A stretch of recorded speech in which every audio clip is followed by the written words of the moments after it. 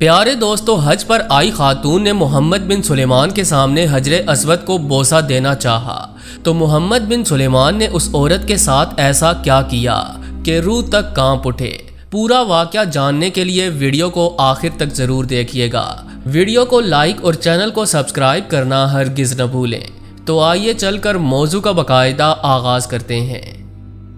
پیارے دوستو، اللہ رب العالمین نے اس روئے زمین پر دو پتھر جنت سے اتارے، جن میں سے ایک حجر اسود ہے اور دوسرا پتھر مقام ابراہیم پر موجود ہے۔ وہ ایسا پتھر ہے جس کے اوپر کھڑے ہو کر حضرت ابراہیم علیہ السلام نے کعبے کی دیواریں تعمیر کی تھیں۔ اس پر جناب ابراہیم علیہ السلام کے پاؤں نقش ہو گئے اور یہ پتھر آج تک اسی مقام پر موجود ہے جسے مقام ابراہیم کہا جاتا ہے۔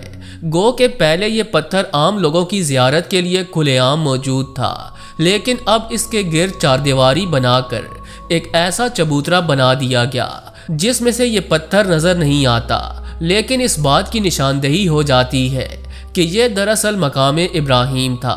دوسری جانب کعبۃ اللہ کی دیوار میں نصب حجر اسود ہے، جس کو ہاتھ لگانا، چومنا اور بوسہ لینا، اس کے قریب جانا ہر مسلمان کے لیے باعث سعادت ہے۔ اور آپ یہ اندازہ کیجئے کہ دوران رمضان یا پھر حج کے دوران سینے کعبہ کے اندر ہزاروں نہیں بلکہ لاکھوں کی تعداد میں زائرین موجود ہوتے ہیں اور سبھی طواف کعبہ کر رہے ہوتے ہیں، تو ان سب کی یہ خواہش ہوتی ہے کہ وہ حجر اسود کا بوسہ لے لیں۔ اکثر یہاں رش کی وجہ سے بھگدڑ مچنے کی خبریں بھی سامنے آئیں، جس کی وجہ سے ہلاکتیں بھی ہوئیں، اور خصوصاً حج کے ایام میں یہ خدشہ مزید بڑھ جاتا ہے۔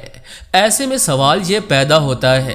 کہ پھر حجر اسود کا بوسہ کیسے لیا جائے اور کس طریقے سے اپنے طواف کعبہ کو مکمل کیا جائے۔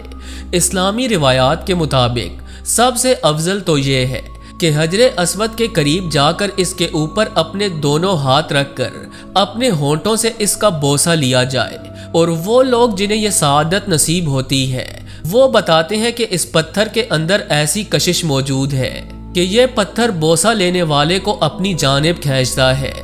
پیارے دوستو، جیسا کہ آپ کے علم میں ہے کہ موجودہ دن ذی الحج کے چل رہے ہیں اور حج کا موسم ہے۔ کروڑوں عازمین حج اس وقت حجاز مقدس پر موجود ہیں اور حج کی ادائیگی کی تیاریاں کر رہے ہیں۔ ایسے میں شہزادہ محمد بن سلیمان حج کے انتظامات دیکھنے گزشتہ روز حرم شریف پہنچے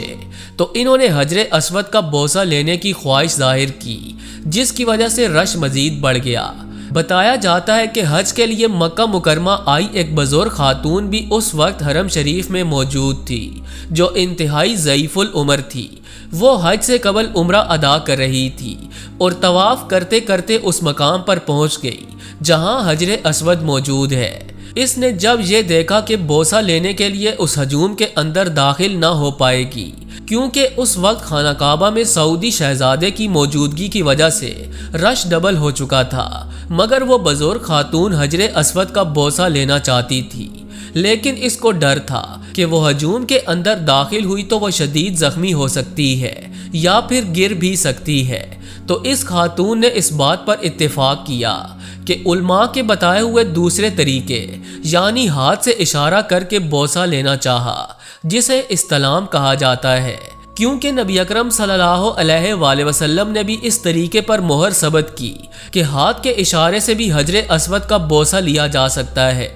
اس صورت میں کہ جب حرم شریف میں بہت زیادہ رش ہو اور لوگوں کا بڑا ہجوم ہو، اس بزرگ خاتون نے بھی استلام کی نیت سے ہاتھ فضا میں بلند کیا۔ اس بزرگ خاتون کے ہاتھ میں ایک چھڑی بھی تھی جس کے سہارے وہ چل پھر رہی تھی۔ جیسے ہی اس نے اپنا ہاتھ فضا میں بلند کیا تو لاشعوری طور پر ہاتھ میں پکڑی چھڑی بھی فضا میں بلند ہو گئی، جبکہ سعودی ولی عہد محمد بن سلیمان بھی اپنے سیکیورٹی اہلکاروں کے ہمراہ کچھ فاصلے پر موجود تھے۔ سیکیورٹی اہلکاروں نے سمجھا کہ شاید یہ بزرگ خاتون سعودی شہزادے پر حملہ کرنا چاہتی ہے، اسی لیے اس نے اپنی چھڑی بلند کی۔ چنانچہ سیکیورٹی افسران نے فوراً اس بزرگ خاتون کو گرفتار کر لیا اور بعد ازاں اسے مقامی پولیس اسٹیشن میں پہنچا دیا گیا، جہاں تفتیش کرنے پر اس خاتون نے صرف ایک ہی جواب دیا کہ میں حجر اسود کا بوسہ لینا چاہتی تھی، میرے ہاتھ میں چلنے والی چھڑی موجود تھی، اور میں اسی کے سہارے چلتی ہوں، جو غیر ارادی طور پر فضا میں بلند ہو گئی۔ خیر تھوڑی دیر بعد اس بزرگ خاتون کو چھوڑ دیا گیا۔